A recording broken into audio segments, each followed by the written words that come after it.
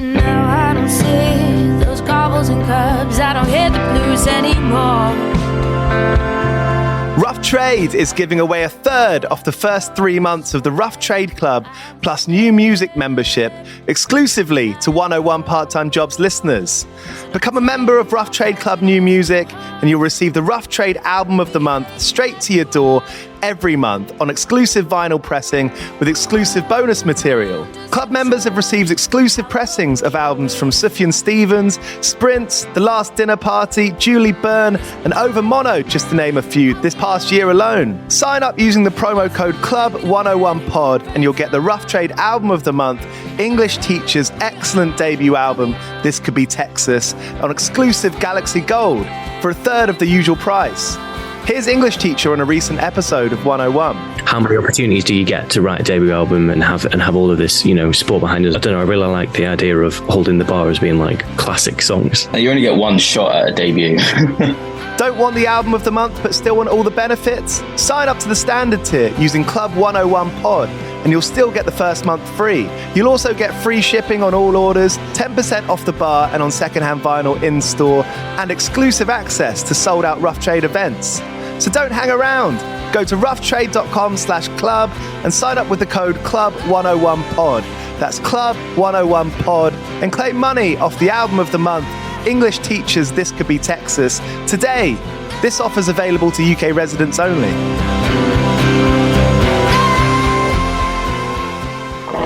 Do you play in bands? I did for the longest time. And I wish that I knew that DistroKid was a thing. I don't even think it existed back then. DistroKid makes music distribution fun and easy with unlimited uploads, and artists keep 100% of your royalties and earnings. 1 million plus artists rely on DistroKid to get their music on Spotify, Apple, YouTube, TikTok, Tidal, Instagram, and all the major streaming services. When you get DistroKid, you can see a DistroKid bank and withdraw your earnings. You get notified when you've earned royalties and you can withdraw via the app. And you can even check your streaming stats on Spotify and Apple. Get 30% off your first year on DistroKid by going to distrokid.com/VIP/101pod. 30% off for your first year. That's not bad. We know it's a tough world out there. Why don't you make it easier for yourself? And to get 30% off that free year as an artist, where you get 100% of your royalties and earnings, go to distrokid.com/VIP/101pod. All right, stay with me. I'll be right back after this. Hey there. Did you know Baker's always gives you savings and rewards on top of our lower than low prices? And when you download the Baker's app, you'll enjoy over $500 in savings every week with digital coupons. And don't forget fuel points to help you save up to $1 per gallon at the pump. Want to save even more? With a Boost membership, you'll get double fuel points and free delivery. So shop and save big at Baker's today. Baker's, fresh for everyone. Savings may vary by state. Restrictions apply. See site for details. The Vietnam War, it's over. Your job's just begun. A new HBO original limited series. Welcome to the world of spycraft. Strap in. From executive producers Park Chan-wook and Robert Downey Jr. What are you concealing? Based on the Pulitzer Prize-winning novel by Viet Thanh Nguyen. What if I told you that I was a communist spy? How did you become this? The Sympathizer, streaming April 14th on Max. Subscription required. Hi. Hey, what was the most embarrassing thing that ever happened to you at work? I think someone asked me how old they think they are. Oh, no. How old I think they are. That's a trap. And I said, yeah. And since then I don't do that anymore. So I said 42, but they were like 27 or something. Never. You can never talk about someone's age or comment on what they're wearing. Yeah, but I was like, how old are you? And they said, how old do you think I am? So they did want to know. They just couldn't handle the truth. Sometimes it's their fault. We have to accept that. What was your most embarrassing thing? I'm going to have a think about that. I think, there are many. This is one of those things where there's many, but sometimes you need to spend a couple of seconds. You got to spend a few minutes mulling over it. I think it was when I was trying to play the character. I was trying to play someone who dressed well, right? So I got myself a pair of chinos, but it meant that every time I came out the loo, I'd invariably had some dribble stains on the front. So it was not a moment. It was not one embarrassing moment. It was a dribble of moments. Well, I lasted that job for a couple of months, so maybe it was just one or two, before I left. All right, you're listening to 101 Part-Time Jobs with me, Giles Bidder. It's the podcast where I speak to bands and artists about the trade-offs they've made in order to play their music. On today's episode, I speak to Martin Courtney, singer in Real Estate, who are just about to release their new album, their 6th album, Daniel. It's coming out on February the 23rd on Domino.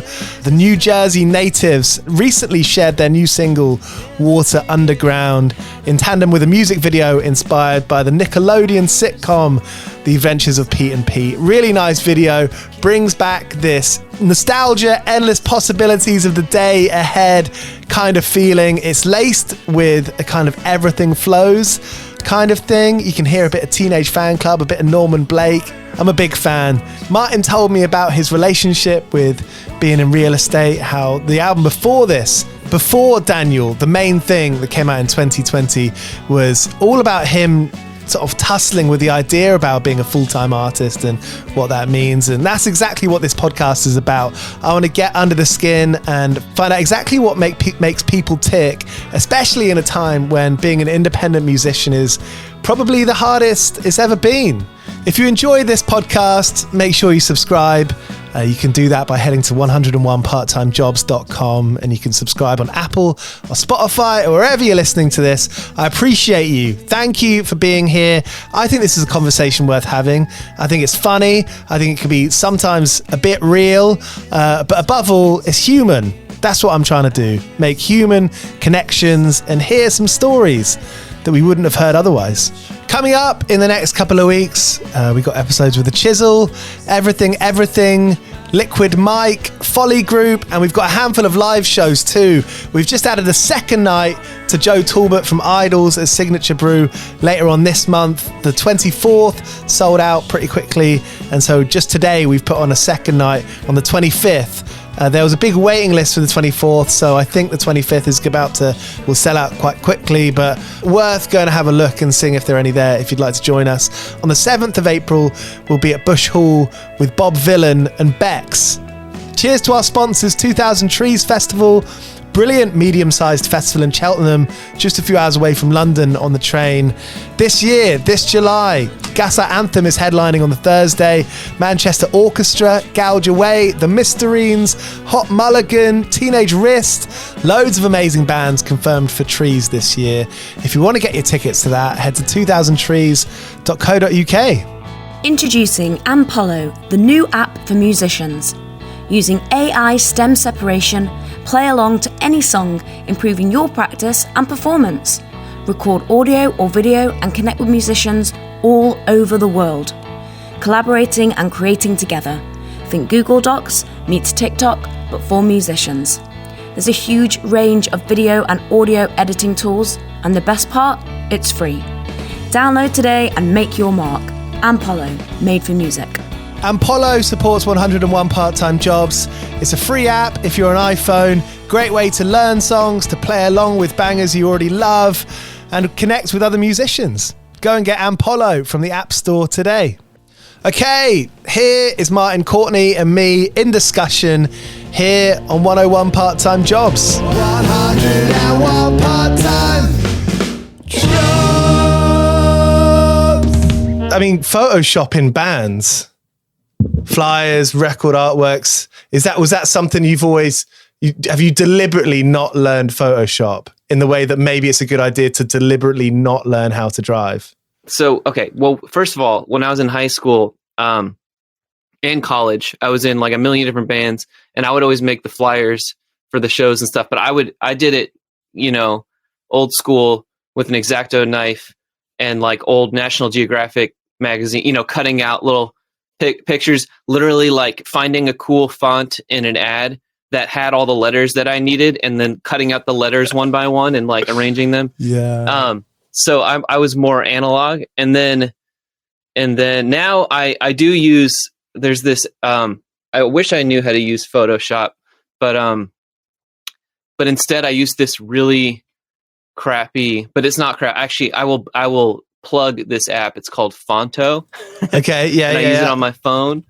Yeah. And it's just like really, really basic, but I've used it a lot to make like dumb flyers and memes and stuff for real estate.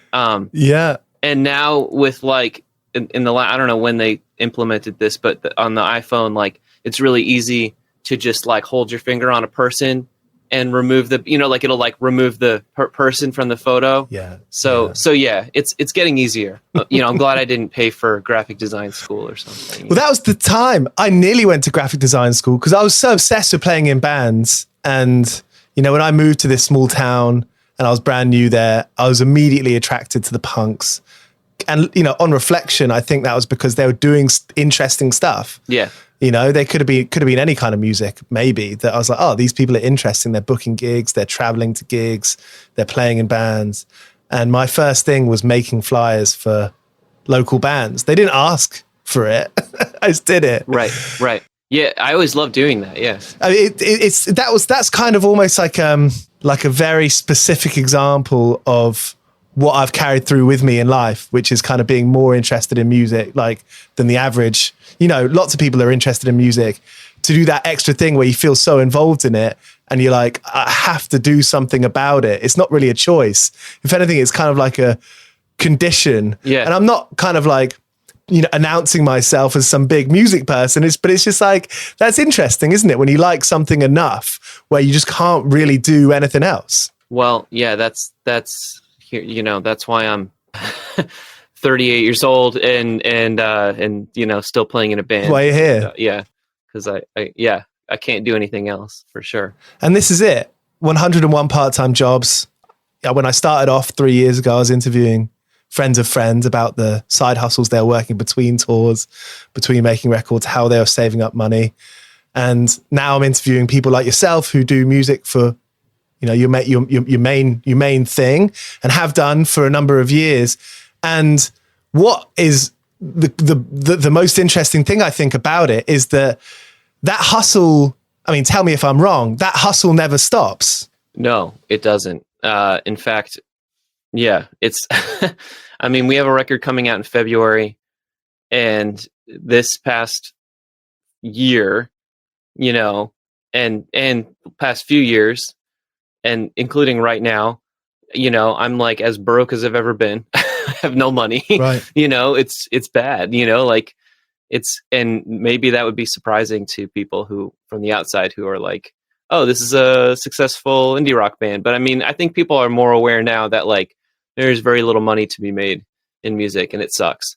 I mean, but, and there's always like this dream, like, oh, you're like, well, all we got to do is go on tour. But now I've got like, 3 kids. And so it's not quite as easy as it used to be to, I mean, I'm still going to do it, but it's just more of a, it's a big deal, it's a huge deal for me to go on tour now.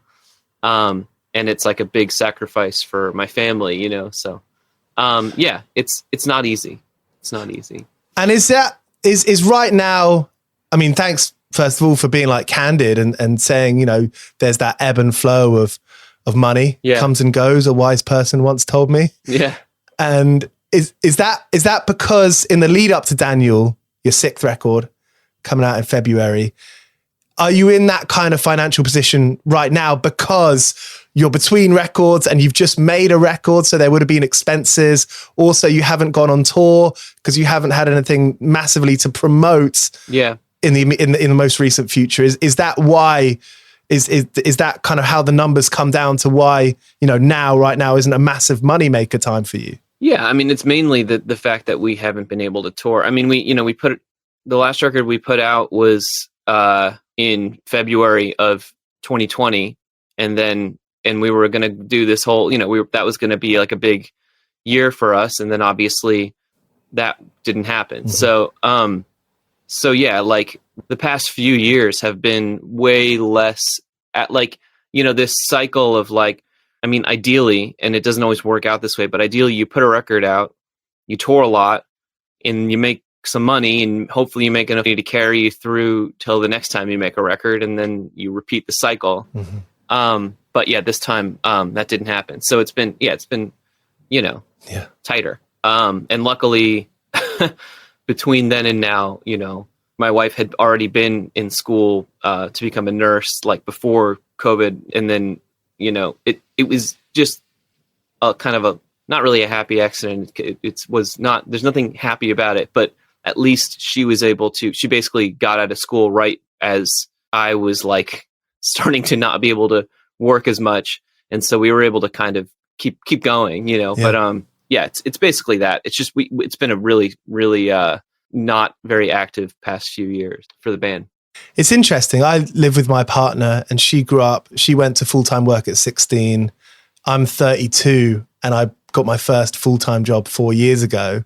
And so we talk about this and I'm like, she's ready to not work anymore, and there is this, and I suppose what I'm thinking about here is like the way we grow up and our expectations and our identities and what we think is going to happen, and then either does or doesn't happen. Yes. Yeah. I mean, I've never really had any kind of a plan for, you know what I mean? Like I didn't grow up kind of knowing what I wanted to do. And I don't think I even, I loved making music growing up. Basically from the time I was like, I mean, when I was a kid, I loved music, and then I started playing music when I was pretty young. But then, probably when I was 14 or 13, I started playing in bands. But I don't think I ever really even like dreamed that I would have a career doing it. Like I didn't like sit around being like, one day we're going to tour or whatever, like famous, or like whatever, like you see in movies. Like I never really even thought about that. I was just like, this is what I'm doing. And, I guess I'll grow up one day. I just was very bad at like thinking about the future, I guess.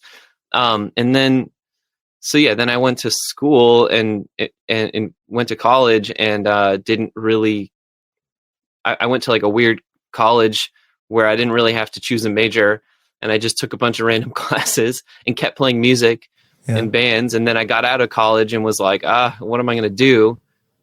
And started working for my parents. Doing what? Well, they owned a real estate company. So they sold houses, and I got my real estate license. Here we go. And started working for them, but I never really, right around that time, my grandma was selling her house. So I helped her sell her house, but I didn't really ever become like a full on real estate agent either. I just kind of hung around their office and did like, help them like put together mailings and stuff.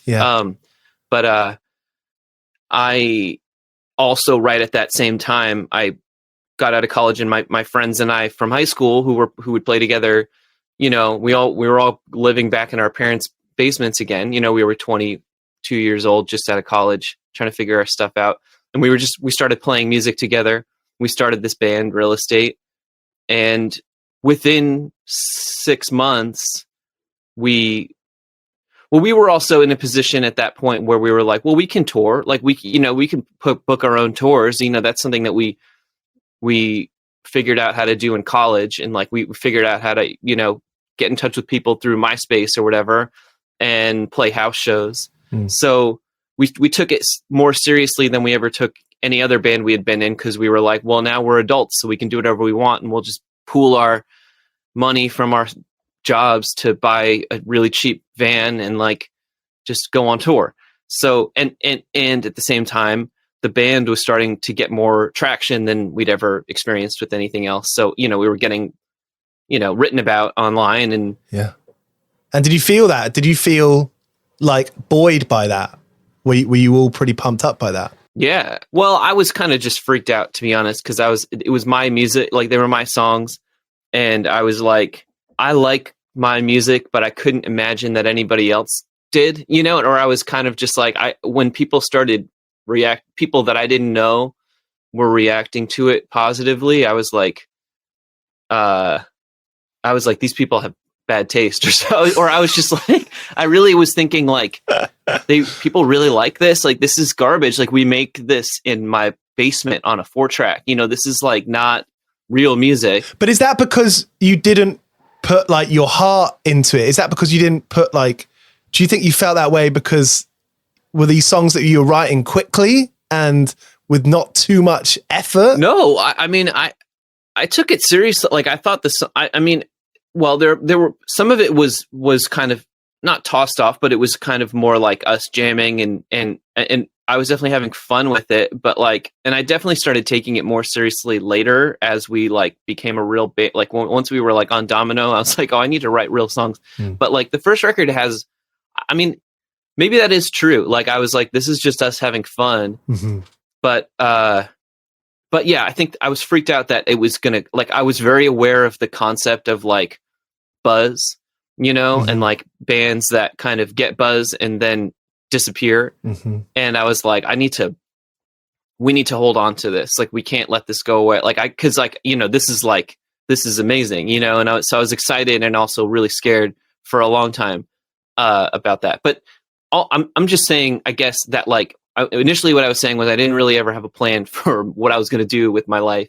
And then this band just kind of took off, in a way that I would never have expected or dreamed that it could have. And then, I still have never really had to think about that. And now, like in the past 5 years, even before COVID, but especially since COVID, but the whole last real estate record that we put out, the one we put out in 2020, was kind of all about me being like, how am I still doing this? And like, is this what my life is now? Like, I'm in my mid 30s and like, I've never figured out how to do anything else. And I'm not like rich from this. I'm kind of just getting by, in a way that's like, it's very gratifying. I mean, don't get me wrong. Like it's insane. I'm so lucky and I'm so like, and there's so many factors that play into the fact that my friends and I have gotten to this point, not just like talent. We've been very, very fortunate. So all of those things I don't take for granted, but like, I'm also just like, yeah, I guess I'm a musician now. And like, I never really planned on that. But I don't know what else I would do. And it gets scary for sure. It can be like, I mean, there's no safety net. This is it. Cause it's kind of verging on existential stuff, isn't it? Yeah. And the kind of frustrating reality is that because you're your own boss and because you're not working to make someone else money in such a direct way that most jobs do, and it is capitalism. And I think that has a big part of that instability being a fucking scary thing. Yeah. It's like once you take control of your own life, sometimes the world doesn't reward you for it. Well, yeah. And just the nature of this music industry is like, I as a 22, 23-year-old person kind of getting a foothold and being like, knowing how lucky we were to even get to that point. You kind of get preyed upon, I mean, and it's, I mean, on every level, unless you're like a pop star, like a very famous person, it's the industry is leeching on you. I mean, I make, a fraction of the money that my band generates, ends up in my bank account, like a very tiny fraction, it goes to so many different people. Have you got better at, I mean, even since the main thing came out, has there been a change in the way that you kind of, I don't know, learn about the trade? Because I guess if you're your own boss, you're your own CEO, like call it what it is. I mean, I'm wearing a Thrasher t-shirt. I just for the first time in my life got a Thrasher magazine subscription. Being in the UK, it was too expensive to buy the Thrasher magazine. And so now I can afford it. I just bought a subscription and I've just been reading about how, they built that company. They built their own world, which is now like so globalized, but they're still a magazine. They're still doing cool stuff. Right. And you know, when I think about the editor there and what the editorial team has done, I almost think like, can you think about a band being like that? You know, you're a band of editors making a magazine, and as time goes on, the idea, right, is that you're going to get smart about it and keep on going, keep on creating interesting, cool shit that you want to do, but get smarter at the game. And, you know, it is, or however you want to call it, game is obviously like a derogatory thing, but, you know, yeah, being smart about where that money's going and how you can be sustainable in a time where it's been the hardest for independent musicians that it probably ever has been. Yeah. I mean, I think I've had to educate myself over the years for sure. I knew nothing about the industry at all. I didn't know so I've had to learn so much. I mean, unfortunately, like a lot of what is dictating our situation is kind of out of our control for the time being. You know, we signed a contract for a certain number of records, and so it is a lot out of your control. I mean, and it's also like, yeah, we're our own boss, but like we rely on. It's not like a Thrasher where, I mean, you know, it's like ideally, yeah, we would put out our own records. Yeah, we would, you know, manage our own affairs. You know, we would deal with our own publishing and all these things. We would distribute our own stuff.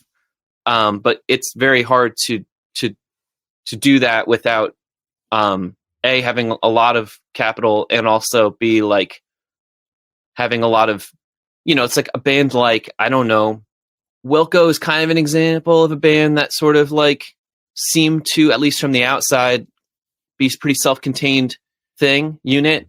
Same with, I mean, well, the band Fish is like a really good example of that, where like they just, they're a corporation, you know, and they're huge. Right.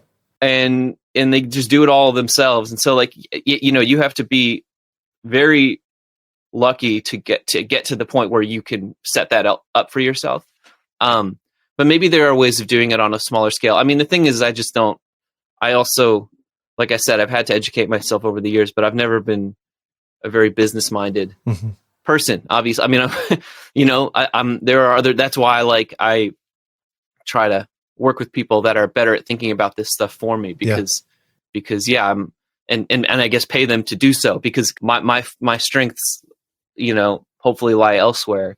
But yeah, it's always a process. I mean, but at the same time, I don't want to like be like, you know, yeah, just leaving my fate in other people's hands. I do want to know what's going on. So I have tried to get better at that stuff. But yeah, it's, you know, at the same time, you can be the savviest business person in the world, and it's still, you're in an industry that's really set up kind of not in your favor at this point. You know, it's like music industry is not set up to benefit musicians. Yeah, for real. So yeah, it's tough. I mean, you know, it's hard to complain too much. Obviously, like I said before, we're very fortunate. But you know, at the same time, I would love to make more of a living doing this and not be constantly filling out job applications for, you know, I'm like, there must be some way I can like work some job. Cause my thing is my wife works full time. My full-time job at this point is,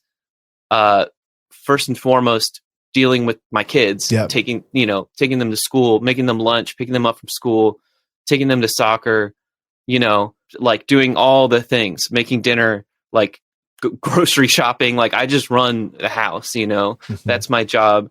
And then, you know, and then also I write songs, you know, in my, as much time as I have to spare, I'm trying to do music, and make records. So like, which is why when I say next year, me touring is going to be like a huge upheaval. You know, I'm not going to be around to do all that stuff. So we're going to have to figure other things out. But like, so while I'm also like, I'm kind of actively trying to do film scoring or TV scoring. Like I would love to, I mean, that's like the dream, honestly. The dream is like, I find some way to keep making music, which is what I love to do. And which is what I think I'm good at doing. And that's, you know what I mean? It's like, I've spent 15 years building this career. There should be some way that I can like parlay it into like another thing, you know, while still making records with this band and touring every once in a while, but not having to rely so much on touring, you know, like touring because we want to, or because we've got something that we're proud of and we want to share with other people. We got this record. We want to play some shows to like share it with people, but we're not going to like have to spend 6 months on the road just to keep ourselves, keep food on the table or whatever. Yeah. Have you had a sync before with real estate or your solo stuff? Sure. Yes. I mean, we, every few months something will come through, or, even more often than that, but it's like, it's not anything to, it's like, oh, this Netflix show wants to use your song in a scene, here's some money. Mm-hmm. And mostly it goes to paying off our publishing advances, and we always end up, we're also fortunate. Like we always end up paying off our advances and getting the black and get some royalty checks here and there. It's like, it's all kind of drips and drabs that help kind of keep things going. Mm-hmm. But I'm more talking about like writing bespoke scores for, like getting hired to do custom work for people, which sounds really fun. And I've had a few things come through. Yeah. And it's something that I'm trying to educate myself about and reach out to the right people. So like I said, like that's kind of my dream, is for that to be like, to have this kind of multifaceted music career, Yeah. But I think we are living in this changing world where this stuff is like, what are we going to do? Like hide behind the velvet curtain forever? No. Yeah. And pretend that like like I'm like rich or something. Like I'm just not, like I'm just getting by. But yeah, like, setting up meetings, talking to people. Yeah. Like, and it's even that is like, it took some sort of mental, I had to overcome some stuff in my own head to get to the point where like I felt comfortable reaching out cold to people, being like, hey, I'm interested in this thing. No, perhaps we could talk, and like you maybe, and just because even that is like, I don't know, it's not embarrassing, but it's like, it takes a little bit of, I don't know. It took some courage on my part, I guess. It's being vulnerable, isn't it? Yeah, vulnerable. Yeah, exactly. And then, and hopefully what's happening is like me reaching out to these people and hopefully hearing back, and having a few coffees here and there is like, even if nothing has come of it yet, it's like, just planting seeds, being like, hey, I'm interested in this. And maybe at some point, and it's also been a weird time because of the acting, the writer's strike, and then the actor's strike. Yeah. And so like the whole industry is kind of in upheaval. There's not a lot of stuff getting made at the moment, but that seems to be changing. 101 part-time jobs. 101 part-time jobs. Hey, it's Kaylee Cuoco for Priceline. Ready to go to your happy place for a happy price? Well, why didn't you say so? Just download the Priceline app right now and save up to 60% on hotels. So whether it's Cousin Kevin's Kazoo Concert in Kansas City, go Kevin, or Becky's Bachelorette Bash in Bermuda, you never have to miss a trip ever again. So download the Priceline app today. Your savings are waiting. Go to your happy place for a happy price. Go to your happy price, Priceline. Like I said, I'm 38. 38, hey, heading right, towards good. 40. How do you feel about it? My brother just turned 40, and he studied 7 years to be a lawyer, and now he writes books. He's not published yet, but he's trying to get published, and he's writing these kind of pretty far out journeyman kind of books, and living in Spain for cheap, and teaching English as a wow. Yeah. Or he's written 2 or 3 drafts. And he's putting himself out there and biting the dust sometimes when someone says, I'll take your call, and then they don't, it's just part of it. Right. It's, but him turning 40, I don't know, the vibe that I'm getting from him, that he's pretty stoked to turn 40. He's like, this is a time where, letting go of some stuff that you don't need, thinking about the stuff that you do want. Yeah. I mean, I would say when I was stoked to turn 30, I remember being like, cool, like, I am full of hope for this, time in my life, and I'm in a good place and whatever. And so things have, and I remember around that time, even then being like, I really want to get into film scoring. This is my goal for by the time I'm 40. And, and, you know, and then I kind of just said that and didn't do anything about it for many years. And then only in the last year have I been like, what the hell am I doing? Like, if I really want to do this, I need to do something about it and reach out to people and make it known that I fall into my lap. So that's what I'm doing now. But, I don't know. I don't feel that weird about turning 40. I mean, I keep convincing myself. I'm like, well, I'm 38. I'm still young. I'm not 40. 39 is old. 38's not old. But whatever that, I do hope that, things are in a better place by the time I'm 40. You know, I'm like, I want to be in a place where I can be excited to turn 40 and be excited about where I'm at in my life. Cause at the moment I'm hoping things, you know, yeah. I'm at the same time, you know, I can't forget the fact that like I worked really hard to make this record that I think is really good. And with it, and we did all these things, you know, like I don't know. It's just, I'm psyched on this record. And I think, you know, I can't have too high expectations because I just know what happens. You know, I know that the record's going to come out and hopefully people are really going to like it. And hopefully it's going to have a life afterwards. And I'm sure it will, because all records do. But I also know that like, we're going to get a couple weeks of attention and then it's going to go away. And it's like, it's like, it sucks, you know, but that's just how it is. And then it's going to be on us to like try and keep it going, to tour. Water Underground is awesome. It's such a tune.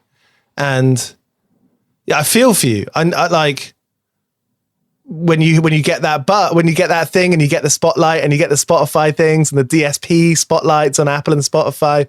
And then, well, yeah, it's all going great. You know, it's like we've gotten the playlisting, we've done, you know, I feel like it's going as well as we could hope. So, you know, at least with the single. So like, it's awesome, you know. It's great. I don't know if you saw that thing that like Bethany from Best Coast. So she was disappointed. So I read the headline that she was disappointed with the album release, but I thought that might have been like a new song where like it's a satirical song. Was it not? No. It's just her. It was her like talking on TikTok or something about basically exactly what I'm saying. She's getting some like I read the headline. And that's like Stereo Gum. It's like, dude, why would you? And they were like, good on her for speaking out. But it's like, you know what the reaction is going to be. Like they tried to get ahead of it by being like kind of supportive of her, which, you know, but it's like, you know, and I think a lot of people understand and are supportive, but there's other people that are like, oh, boo-hoo, whatever. Well, you know, it's like, and it's like, that's an understandable reaction. But like, I also completely get where she's coming from, you know, because I feel it myself. You know, it's like you work really hard to do this thing and you have all these because honestly, like you're there, you know, people make money off of you that, you know, and it's like, so there's a lot of like positive feedback to keep going. And and I also want to keep going, you know, I love making music, like, and I've seen a certain amount of success from doing it. So I feel like, okay, I'm going to keep going and just have this hope that it's all going to pan out. But like, you kind of also know just from previous experience that like, it's not going to pan out the way you really hope it will. You know, you can, the best you can hope for is that it'll, you know, do pretty well. You know, the best you can hope for is that like, you know, people are going to like it and it's going to get, you know, I don't even really care honestly about reviews, but you know, it's nice when you get good reviews and then just hope that like the tour sells well and you can go out and play shows with people and have that, you know, I do really miss it. I do miss like, we put that last record out and didn't get to tour and it feels like it was an incomplete experience. But hey, life can be a bummer. Like, I think that's what I find. I'm like a massive optimist and I'm a big believer that optimism comes from being in reality. You know, I'm not going to think, oh, I hope I get £10,000 in the post tomorrow. I'm going to think, okay, I'll try the lottery and I'll try and get a job that could maybe pay me that much. Like there are steps to becoming an optimist, and I think a big part of that is by being realistic and saying, okay, like what's ideal, what's not ideal about this situation. Yeah. I mean, for me, it's exactly. It's like, well, my reality is like, is I could either, try and figure out some other career at 38 and start from scratch and do something that I wouldn't like as much as this, or try and just make the best of what this is. And I think, well, I don't know, I guess give it another shot, is really what's happening right now. Just giving it another shot. Yeah. And, and do it, and being kind of grateful that I have this infrastructure around me to allow me to do that. I'm like, we made this record with Daniel Tashin, who's like a Grammy winning, like album of the year winning producer, and in like this stunning, beautiful studio in Nashville, with a label that is willing to pay for all this stuff. And so I was just, even before we made the record, I was like having these thoughts, like, what am I doing? Like, I should just get a job. What is this? But then I'm like, what? But like, this guy wants to work with, like, this like world-class dude is like, wants to work with me and my music and is giving me, and I've sent him the demos and he's like, these are great. And I'm like, holy shit, like, why would I not pursue this? Yeah. This is crazy. Like, I have this opportunity. It would be insane for me not to do it, even though it's a huge sacrifice on my part. Even that 2 weeks of leaving my house it was really tough, to go record. Yeah. Was like not an easy thing to do, especially because it's like I'm leaving for 2 weeks and I'm not going to come back with any money. You know what I mean? Like I'm leaving and I'm not getting paid for this trip. You don't get paid to go to record a record.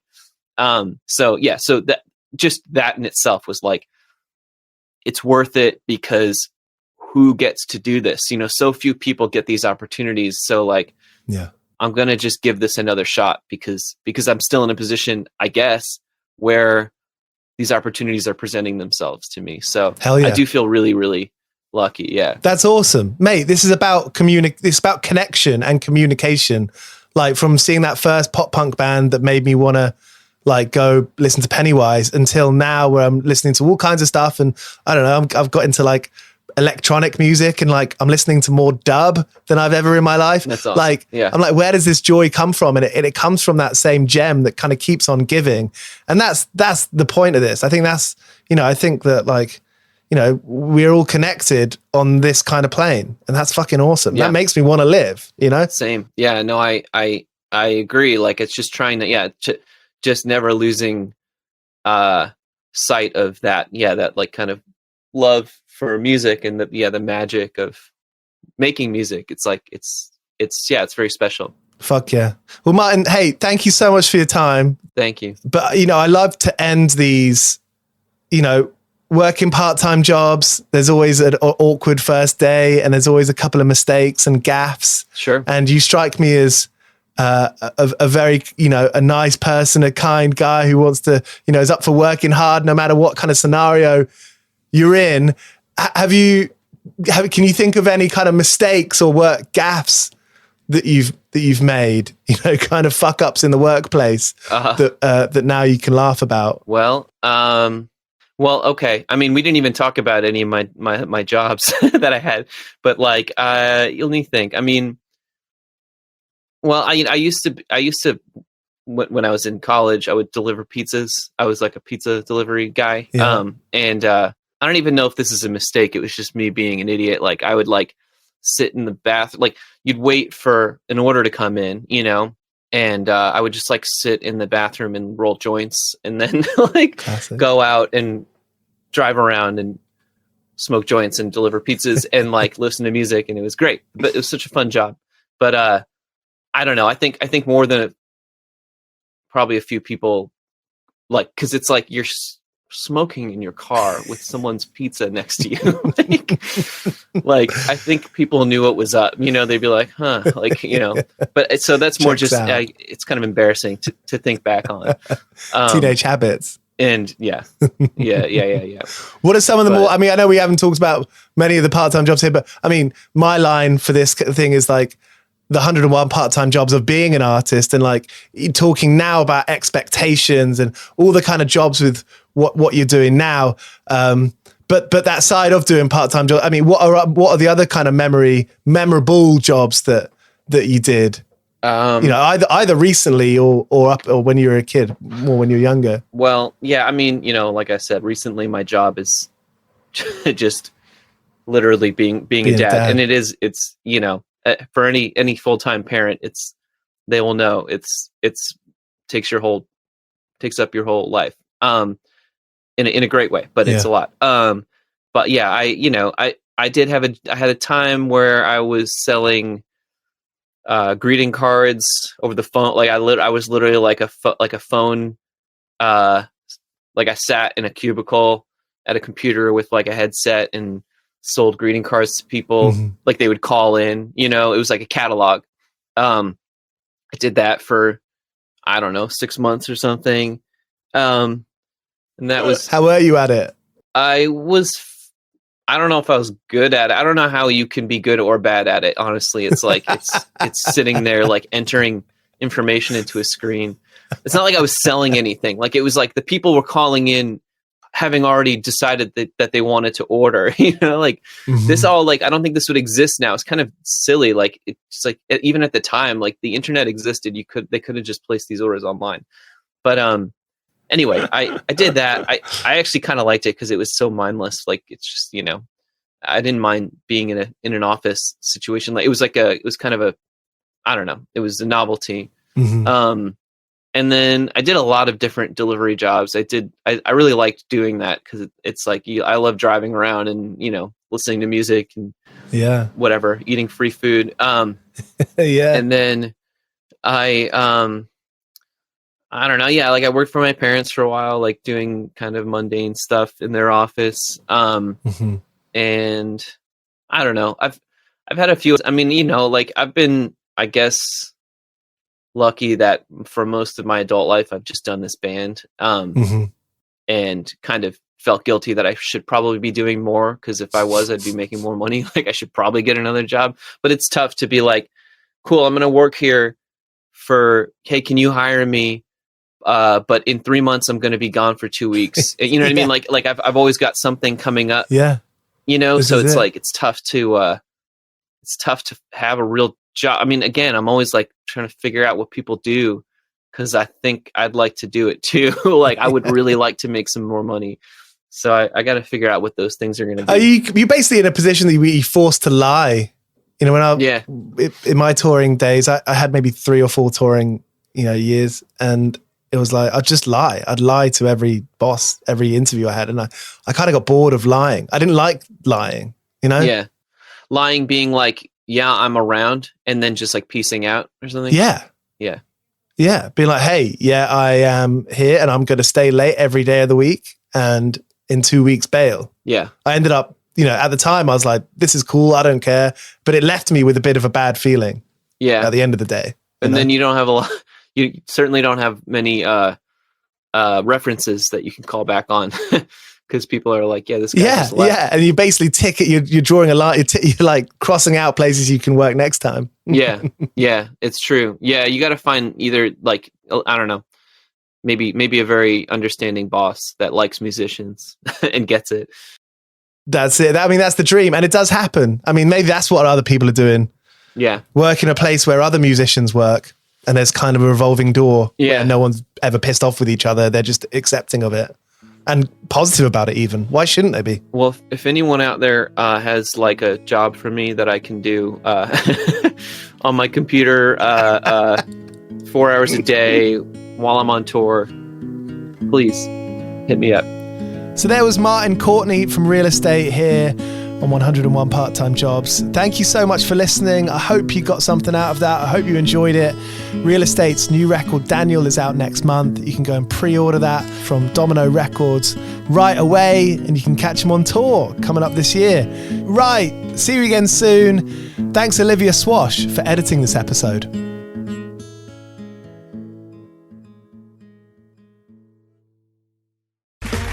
Okay, round 2. Name something that's not boring. A laundry? Ooh, a book club. Computer solitaire, huh? Ah, sorry, we were looking for Chumba Casino. That's right. ChumbaCasino.com has over 100 casino-style games. Join today and play for free for your chance to redeem some serious prizes. ChumbaCasino.com. No purchase necessary. Void where prohibited by law. 18+ terms and conditions apply. See website for details.